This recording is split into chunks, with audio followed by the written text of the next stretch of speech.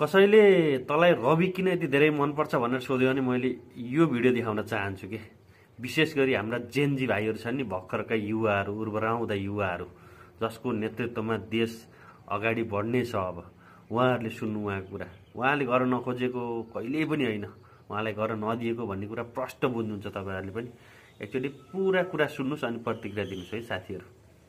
म तपाईँलाई यति नै भन्न चाहन्छु कि आधा गिलास पानी छ भन्ने कि आधा गिलास पानी सकियो भन्ने, बाँकी छ भन्ने कि सकियो भन्ने, त्यो त कसले कसरी हेर्छ त्यसको हातमा छ।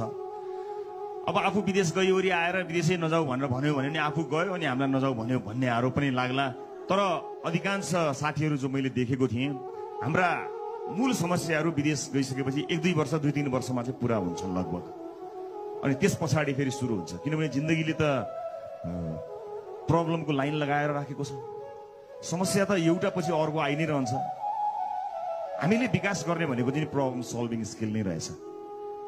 यहाँबाट तपाईँ जुन देशमा गए पनि समस्याले त तपाईँलाई छोड्नेवाला छैन, त्यसले त लखेट छ, त्यो त लाइन लागेर बसेको छ।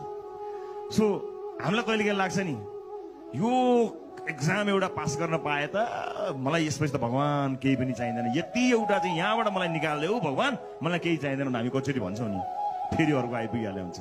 त्यतिखेर फेरि भन्छौँ ओहो यति एउटा सकेँ भने चाहिँ मलाई लाइफ मेरो त जिङ्गा लाला, ल अब त मेरो लाइफ केही पनि चाहिँदैन, वा यति चाहिँ मलाई just get me out of it, यति भयो हुन्छ।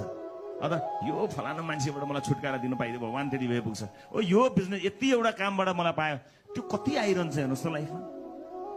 तपाईँहरू त भर्खरै सुरुवात गर्दै हुनुहुन्छ, कति आउन बाँकी छ, कति आउन बाँकी छ। त्यसलाई तपाईँले केही पनि गर्न सक्नुहुन्न, किनकि यो सोसाइटी त आफ्नो बाटोमा हिँडिरहेको छ। तपाईँ हामी जन्मिने मर्ने क्रम त चलिरहने कुरा हो। तर हामीले गर्नुपर्ने चिज चाहिँ के रहेछ भने, म एकदमै धेरै जिन्दगी कस्तो बनाउनु पर्छ होला भनेर लेक्चर दिने क्यापासिटी भएको त्यस्तो त्यो प्रवचन गर्ने मान्छे पनि होइन। तर अलिकति केही अनुभवहरू गरेको आधारमा म तपाईँलाई यति चाहिँ आज भन्न सक्छु कि life is all about having problem solving skill. जिन्दगी भनेको समस्या समाधान गर्न सक्ने क्षमता अभिवृद्धि गर्ने काम मात्र रहेछ। त्यो जहाँ गए पनि आउँछ।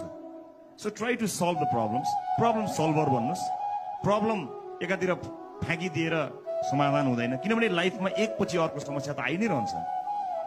जिन्दगीमा त एक्जामको कमी नै छैन, एकपछि अर्को प्रत्येक दिन अनेक अनुहार, अनेक रूप, अनेक स्वरूप, अनेक ढङ्गमा, अनेक लोकेसनमा, अनेक मान्छेबाट, अनेक स्वरूपमा समस्याहरू त आइ नै रहन्छन्।